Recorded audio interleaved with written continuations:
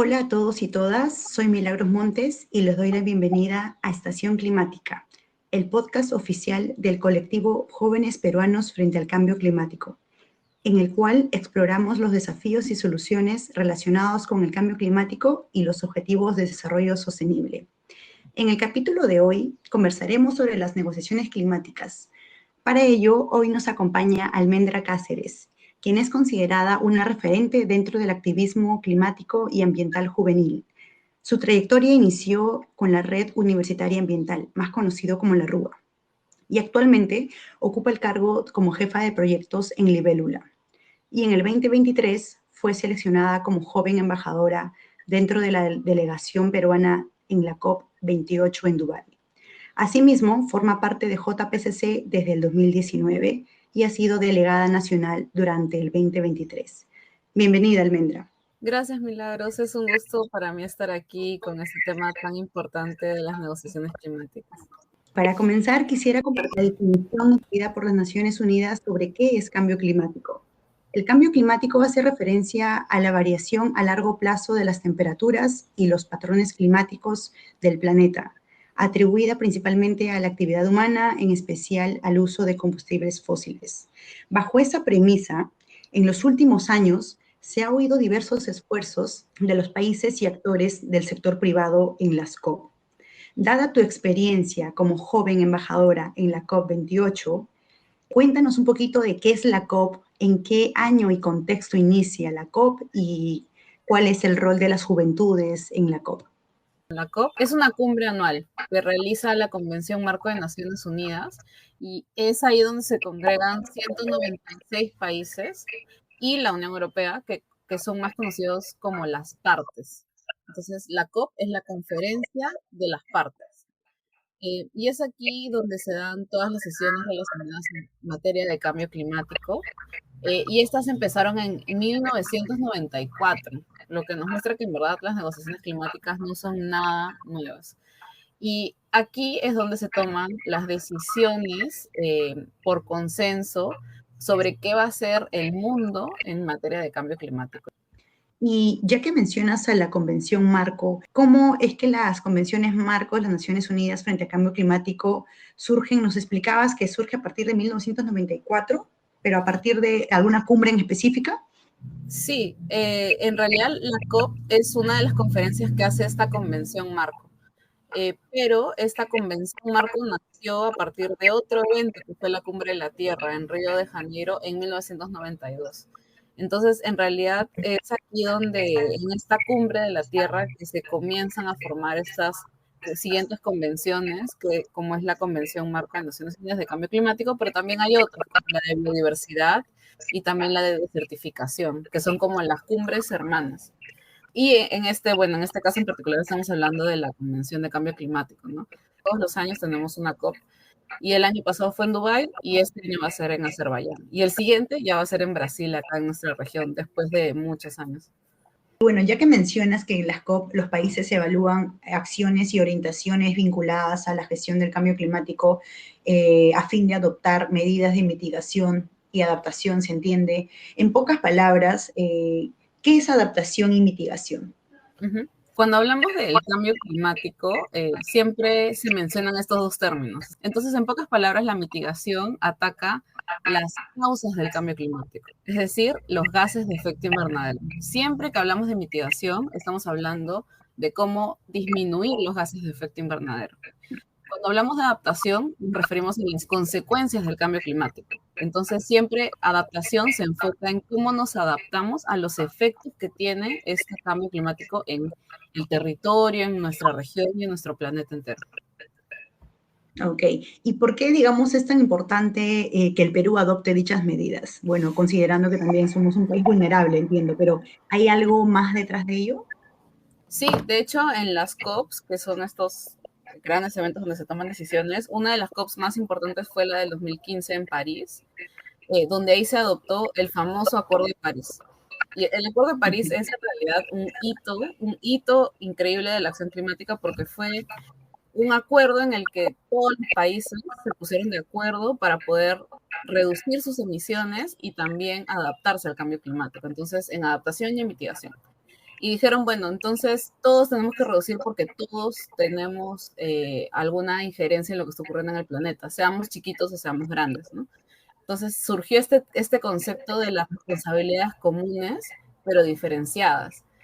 Entonces es que todos, significa que todos tenemos una responsabilidad, pero no todos aportamos lo mismo y cada uno tiene sus propias circunstancias específicas en su país. Para el Perú, si bien el Perú representa un porcentaje minúsculo de las emisiones de gases de efecto invernadero a nivel mundial, igual tenemos que tomar acciones de mitigación. Y también tomamos acciones de adaptación, porque en realidad la adaptación es lo que a nosotros, por ser un país vulnerable, como bien decías, nos afecta más. Y estos dos grupos de medidas que hacen es, se unen bajo una misma sombrilla, que es las NDCs. NDC en realidad significa eh, contribuciones nacionalmente determinadas. Eso lo pueden encontrar para todos los países. Entonces, estas medidas son muy importantes, tanto para abordar las causas y las consecuencias del cambio climático. Y estas NDC son también las que se llevan, digamos, a las mismas COP, o sea, se difunden de alguna manera y se maneja como un compromiso nacional, ¿se entiende? Sí, la NDC es un compromiso nacional y lo que se hace es que cada 5 años los países dicen, ok, este es mi compromiso y cada 5 años lo actualicen para que sean cada vez más ambiciosos. Y también a nivel global lo que se tiene es un sistema, un mecanismo de ambición. Este mecanismo de ambición lo que hace es ver todas las NDCs de todos los países y también ver qué se están implementando, ¿no?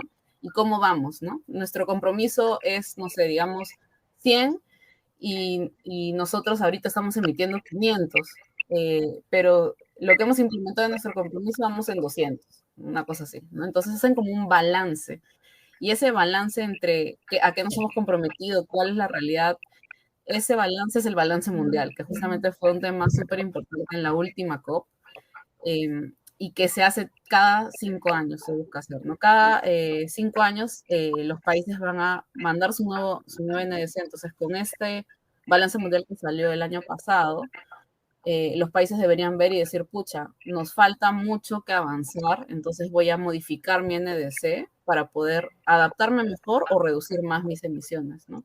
O enfocarme en qué cosa me falta implementar para poder lograr esos compromisos. ¿Y cómo esto, en este caso la mitigación y adaptación, cómo se relaciona con otro término o otra sigla que he visto por ahí, con las NAP? ¿Y cómo también se relaciona con las estrategias nacionales de cambio climático? Perfecto, sí. Lo que pasa es que cuando a veces vemos el tema de cambio climático, se vuelve muy global, ¿no? No se tiene esa mirada tan específica al territorio, pero los verdaderos cambios y las verdaderas implementaciones de estas medidas se dan a nivel de territorio. Una de las herramientas que se tiene para el tema de la adaptación a nivel de territorio son las NAP, que son los Planes Nacionales de Adaptación. Es en realidad un documento vivo que tiene, me parece, dos hitos importantes, uno del 2030 y otro del 2050. Las estrategias nacionales de cambio climático, como bien dice su nombre, es una estrategia que tiene el país para poder ver cómo va a cumplir esa NDC, ese compromiso que ya se planteó. Entonces, esta estrategia nacional de cambio climático también se debería ir actualizando y en realidad la última estrategia que sacó el Perú, me parece que fue en el 2015. Entonces, ya hace bastante tiempo estamos esperando la siguiente estrategia, porque esa estrategia es la que nos debería decir cómo vamos a cumplir nuestro compromiso. O sea, digamos entonces que las NDC forman parte de la estrategia de nacional de cambio climático. Las NDC son como nuestro objetivo, ¿no? Y la estrategia es lo que nos tiene que decir cómo vamos a llegar a ese objetivo. Ah, ok, ya, perfecto. Y ahora, ¿existen comisiones o actores gubernamentales que se encarguen de gestionar este fenómeno global? Bueno, se entiende el cambio climático. Claro, cuando lo vemos a nivel internacional, tenemos a la Convención Marco de Naciones Unidas. Cuando vamos bajando un poco más y, digamos, viéndolo a nivel de Perú, existe una comisión de alto nivel de cambio climático, ¿no? Y en esa comisión de alto nivel de cambio climático están los ministerios, me parece que está presidencia, entonces es una comisión donde se aprueban estas medidas de mitigación y adaptación, ¿no? Y es aquí también donde se aprueba qué cosas se van a llevar incluso a la COP. Y se aprueba aquí también la estrategia y todo eso. Entonces, esta comisión de alto nivel que hace es buscar la participación de todos los ministerios y la aprobación para que todos estén al tanto, ¿no? Pero además existe la Comisión Nacional sobre Cambio Climático. Tiene diferentes participantes de sociedad civil que tienen aquí una voz y un voto. Entonces aquí, por ejemplo, los jóvenes tenemos un asiento que es igual de importante que cualquier otro ministerio. En esta comisión también, algo que a mí me encanta siempre resaltar, está como representante Astrid Chávez al momento, que ella también es parte de JPCC, pero ella también es parte del Grupo Impulsor de Jóvenes. Y el Grupo Impulsor de Jóvenes es en realidad el ente de jóvenes que nos permite tener ese asiento en esta comisión.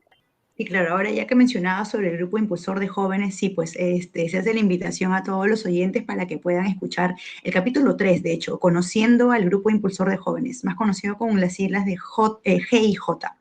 Entonces, bueno, Almendra, y al llevarse a cabo la conferencia, la COP, se entiende, en la cual se reúne a más de 196 países, no solo existe una diversidad cultural, sino también una variedad de intereses políticos, vamos a decirlo, económicos.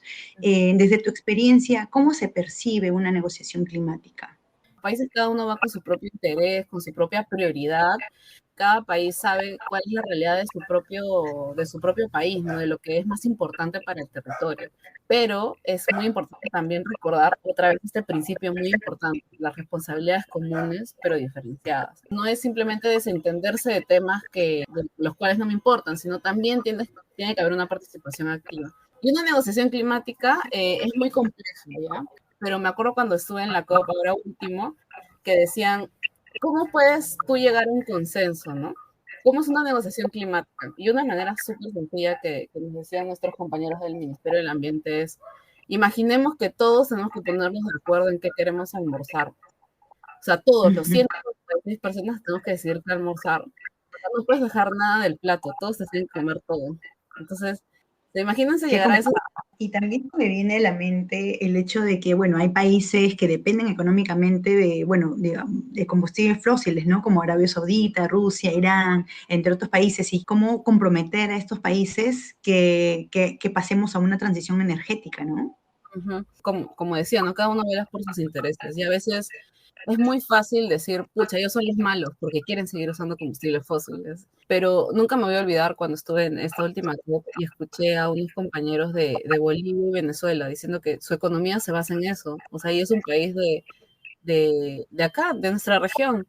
Y muchos piensan, países petroleros, Arabia Saudita, o sea, pensamos ya en países muy lejanos con los que no nos podemos relacionar, pero a veces cuando lo traes a algo que conoces, que has visitado, y piensas, pucha, ¿no? Si le quitas todo el combustible fósil, ¿cómo va a subsistir el país, ¿no? Y es muy importante la empatía en estos procesos, ¿no? Al final, lo que buscamos hacer es, todos los que estamos ahí presentes en una convención, en una COP, buscamos literalmente salvar el mundo del cambio climático. Todos tenemos el mismo objetivo, pero todos tenemos también nuestros propios intereses. Entonces, a veces es trabajar mucho en la empatía, ver cuál es la verdadera motivación detrás de alguno, porque no nos vamos a pensar por qué, o sea, por qué realmente tener ese sistema económico, ¿no? Y si tal vez encontramos la verdadera motivación, podríamos encontrar un reemplazo o podríamos llegar a un punto medio. También siempre nos decían lo de los 5 porqués, ¿no? Si tú me dices que no quieres algo, preguntarte 5 veces por qué no lo quieres, para llegar a tu verdadera motivación. Entonces, eso también es algo muy importante en esos espacios de negociación. También cuando vamos como jóvenes, porque muchas veces también nos ponemos en ese plan de no nos quieren escuchar, no quieren hacer esto, no me quieren incluir, no sé qué. Tal vez vemos al otro como el enemigo, pero al final no es el otro, porque todos somos uno solo, todos somos humanos, todos estamos buscando el mismo objetivo y creo que es muy importante eso en las negociaciones también. Ahora, hablando sobre este tema de los intereses de cada país, de cada nación, ¿cuáles consideras que son los principales puntos de controversia y desafíos para alcanzar acuerdos significativos, así como un acuerdo de París, ya que mencionabas, y que sean vinculantes, ¿no?, a la COP? Sí, de hecho, los principales desafíos siempre son los intereses de los propios países, ¿no? Además de las circunstancias nacionales de cada país, la verdad es que también existen intereses propios de algunas empresas o gobiernos. En esta última COP lo viví yo en carne propia. demasiados lobistas de combustibles fósiles. O sea, en un momento se nos acercó un lobista de combustibles fósiles a hablarnos de la Amazonía y que alguien podía salvar la Amazonía con combustibles fósiles. Entonces, ahí ya nosotros no nos quedaba más que reírnos porque, o sea, era algo de locos. Yo jamás me imaginé ver eso, pero es una realidad. O sea, de hecho, es muy difícil poder lograr acuerdos que puedan ir, digamos, nosotros llegar a un punto medio en temas de combustibles fósiles, si es que el presidente de la COP es el CEO de una compañía petrolera, lo que pasó el año pasado y lo que está pasando este año también, o sea, y es muy difícil para los países de las islas del Pacífico o países latinoamericanos o países africanos alzar la voz y decir, no, estoy en desacuerdo cuando quien está de acuerdo es un país del primer mundo que controla la mayoría de la economía del mundo. Y lo vimos en la última COP también, al momento de la aprobación de la Alianza Mundial, las islas del Pacífico salieron a decir que estaban en desacuerdo, pero no se hizo nada después de eso. A veces idealizamos mucho los países de la COP, pero hay mucha controversia detrás sobre el mismo sistema y cómo está armado y cómo está hecho y a quiénes consideran, porque si una isla se para y dice no estoy de acuerdo y todo continúa igual, realmente ha sido un consenso. Y creo que ese es un punto muy importante que pensar y también como jóvenes pensar en cómo podemos incidir en eso. Wow, sí, qué terrible, la verdad. Ahora que me lo mencionas, no sé, se me cruza por la mente como una reunión familiar en época de Navidad, discutiendo sobre ciertas pertenencias familiares, ¿no? Donde cada uno al final siempre tira para su lado, por así decirlo. Pero bueno, para finalizar, realmente nos encantaría que nos cuentes sobre cómo fue el proceso de selección realizado por The Climate Reality Project en América Latina. Y es decir, o sea, ¿cómo podrían los demás jóvenes ser parte de una delegación COP, así como tú has tenido la oportunidad el año pasado? Sí, sí, me encanta hablar de ese tema, porque el año pasado yo participé de la COP y me encantó con todo lo bueno y lo malo que trajo, porque aprendí muchísimo sobre los espacios internacionales, sobre los intereses de los países, sobre mí misma también. Y animo a muchos jóvenes a que puedan participar de estos espacios. Yo pude participar por el programa de Climate Reality Operación COP. Este programa se lanzó el año pasado y se espera que se lance de nuevo este año para participantes del Perú. Y básicamente aquí seleccionan a algunos jóvenes, los capacitan en materia de negociaciones climáticas y también en materias de negociaciones, porque yo también llevé un curso de negociaciones con unos profesores de Harvard y con eso también seleccionan de este pool de jóvenes, seleccionan a 3. El año pasado fueron 3, tal vez sean más, tal vez sean menos este año. ¿En qué meses suelen ser esta convocatoria? Discúlpame que te corte. ¿En qué meses suelen ser? ¿En qué meses suelen ser esta convocatoria por el Sí, el año pasado fue en abril o mayo, en uno de esos 2 meses, pero este año esperamos que sea igual en abril, que salga esta convocatoria, espero que sea pronto. En verdad les animo muchísimo a participar, porque luego de eso, como les decía, seleccionan a 3 jóvenes que forman parte de la delegación peruana y también van a la COP. El año pasado fui yo y fui con otras 2 compañeras y fue una experiencia realmente enriquecedora. Me encantaría volver porque nuevamente, con todo lo bueno y lo malo, creo que ese es el espacio donde se puede realmente incidir y donde es necesario que estemos presentes los jóvenes, que nuestra voz se escuche porque nuestra voz es valiosa y lo que pensamos y sentimos y hemos vivido vale mucho. Gracias, Almendra, por tu participación y contarnos tu interesante experiencia. Esperamos que este capítulo haya sido de su agrado a todos los oyentes. Vamos a lanzar una segunda parte de este tema de negociaciones climáticas. Les mando un gran abrazo y no se pierdan de nuestra próxima parada con alta dosis de conciencia verde, aquí en Estación Climática. Hasta pronto.